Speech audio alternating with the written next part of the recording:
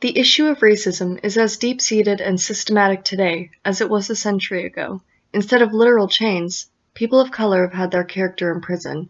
The media locks out their true personhood and replaces it with propaganda that spreads false images. As consumers, we digest this inherently racist content every day, though we don't always notice. This material is responsible for shaping the minds of millions and has been used to justify and promote hate. In this video, I'm going to discuss 3 of the archetypes used to subjugate black women: the Jezebel, the Sapphire, and the Mammy. The Mammy archetype surfaced long before Hollywood was Hollywood. With the abolition of slavery, many white Americans felt their power threatened by the new freedom of African Americans. To combat this, a group of white men and women came together to make the now notorious film, The Birth of a Nation. There were many harmful stereotypes depicted and created in this film, but right now we're going to focus on the hyperbolic Mammy role. Portrayed by a purposefully ample and stout white woman sporting blackface, the character was made to appear cheerfully subservient with no other sense of identity. They achieved this exact character because they used a white actor in blackface, meaning they were able to over-exaggerate the caricature however they wanted. This archetype got picked up throughout Hollywood and media, as we've all seen the unfortunate Aunt Jemima commercials.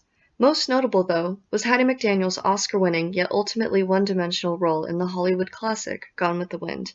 This performance really launched the future of other Mammy-like characters, as it granted Americans the ability to relive the good old days guilt-free.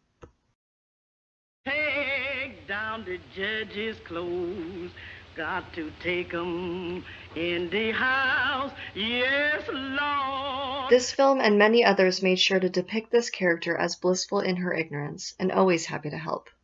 This paid homage to the white slave-owning perspective, and where whites believed their house slaves were self-sacrificing beings and duteous servants out of love, as if they had a choice.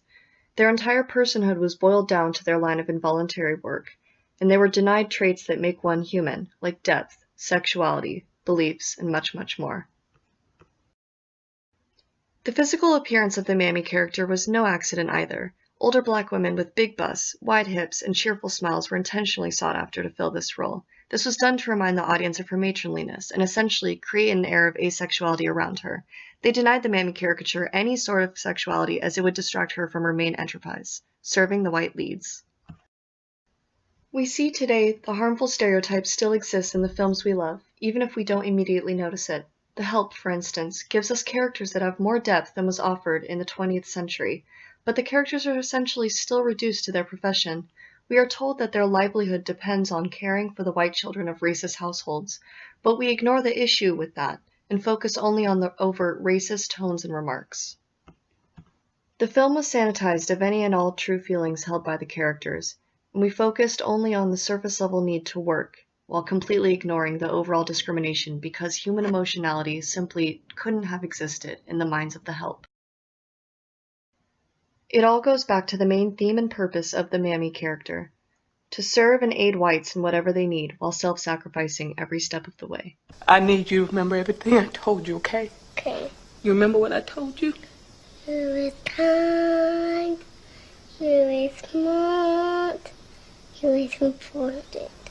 That's right, baby girl. Another harmful female trope is the Sapphire, otherwise known as the angry black woman. This archetype was named after a character from the mid-20th century sitcom Almost an Andy. Sapphire was apparently always highly animated, would put her man down, run her mouth, and turn anything into a fight. These characters are often portrayed as stubborn, loud, sassy, opinionated, and of course, angry. She is meant to come off as an overbearing and undesirable woman who drives men away. It seems to be the most dangerous stereotype, as it has been integrated into daily life, permeating itself throughout American culture. Because of this stereotype, all black women are at risk for being deemed irrational if they don't immediately come off as submissive or nurturing. It is an unfair game, as speaking up for or against issues results in them being immediately torn down and stripped of any ability to express themselves freely. We find this archetype on the intersection of being both black and female, as one identity is reduced to a violent image and the other is boiled down to emotional and physical irrationality. That's not science. It isn't, just let it go. It's not science. I said let it go. I'm just taking science. Much of this archetype can be seen throughout reality TV. Shows like Jerry Springer help to act as a vehicle, carrying and spreading this label across the country and into the minds of Americans. It justifies the mistreatment and abuse of Black women as it convinces the public that these sapphire figures aren't level-headed enough to think for themselves and need to be stripped of their anger and frustration, when in reality, they're being stripped of their power. That's my You're not on no social media. Okay. You never met the family. I met mamas, daddies, uncles, cousins, brothers. I see why he cheat. I see why. Oh, you see why he cheat?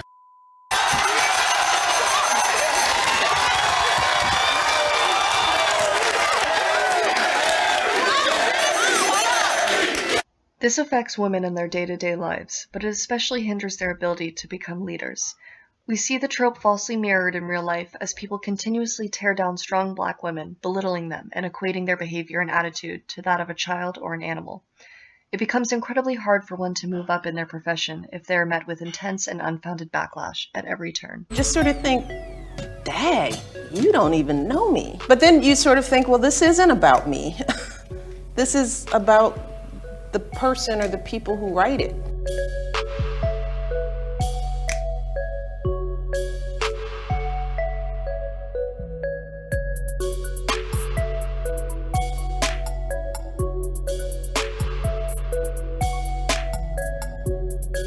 That's been an image that people have tried to paint of me since, you know, the day Barack announced that I'm some angry Black woman.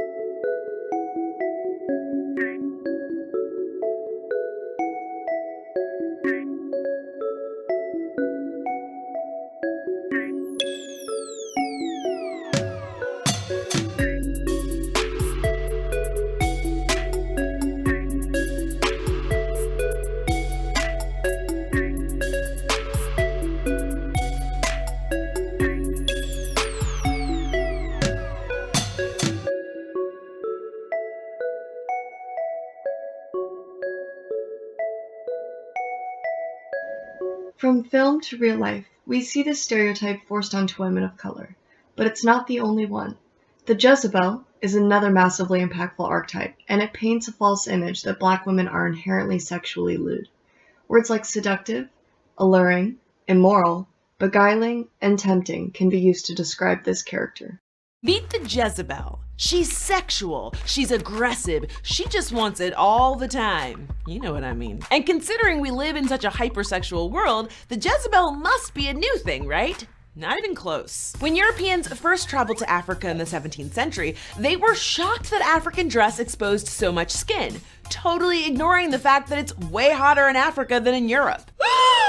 Why don't you have 17 skirts on? The horny European explorers then assumed African women were sexually lewd animals trying to seduce them, and thus, the Jezebel stereotype was born. And in 19th century America, the long-running stereotype of African women with large sexual appetites was often used by slave owners to justify rape. In fact, it was argued that it wasn't possible to rape a Black woman because of that fabled sexual appetite. Cut to the Jim Crow South, and everyday items like ashtrays, postcards, and drinking glasses depicted over-sexualized images of Black women and girls, reinforcing this dangerous stereotype. And it was dangerous. During that time, Black women were regularly assaulted by white men, and they rarely faced criminal charges. And while this stereotype has persisted throughout TV and film history, today you can usually find the Jezebel archetype in music videos and all over reality TV. It also pops up in the policing of Black women's bodies and sexuality. Just ask Rihanna, or Nicki, or Beyonce.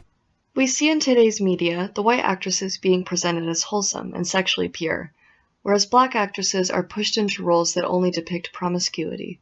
Confidence and power in one's sexuality is absolutely healthy, but parading an entire race of women as sexual beings with no other tangible traits is damaging, as it collectively dehumanizes them. Am I interrupting? So no, Secretary, Mr. Flintstone.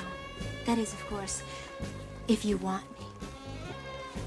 Mr. Flintstone, I'd like you to know that I enjoy working long hours, late nights, even weekends.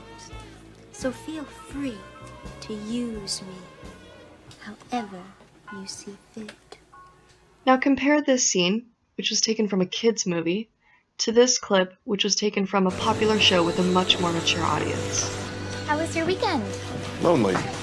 Time is yours. Wouldn't you like to know? Oh, I'm sorry. You have a meeting with Miss Olson, and the burger chef research came in.